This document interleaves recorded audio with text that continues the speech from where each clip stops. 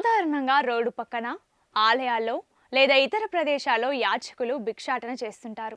ప్రజలిచ్చే డబ్బు నుంచే వాళ్ళు తమ అవసరాలు తీర్చుకుంటారు. అయితే మధ్యప్రదేశ్లోని ఇండోర్ నగరంలో మాత్రం ఇక నుంచి అలాంటి పరిస్థితులు ఉండవు.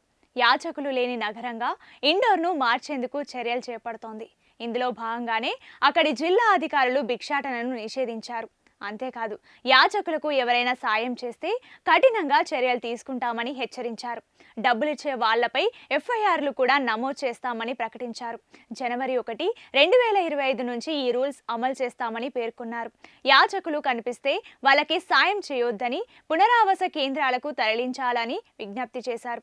ఈ మేరకు ఇండోర్ కలెక్టర్ ఆశిష్ సింగ్ ఈ విషయాలను వెల్లడించారు. ఢిల్లీ, బెంగళూరు, హైదరాబాద్, చెన్నైతో పాటు పలు నగరాలు ఈ లిస్టులో ఉన్నాయి. ఇందులో భాగంగానే భిక్షాటన కార్యకలాపాలపై ఇండోర్ అధికారులు ఫోకస్ పెట్టారు. పలు రాష్ట్రాల నుంచి వచ్చిన ప్రత్యేక ముఠాలు చాలా మందిని యాచక వృత్తిలో దించుతున్నట్లు తెలిపారు. వీటిని అరికట్టేందుకు చర్యలు తీసుకుంటున్నామని, భిక్షాటన చేసే వాళ్ళని గుర్తించి పునరావాస కేంద్రాలకు తరలిస్తున్నామని పేర్కొన్నారు.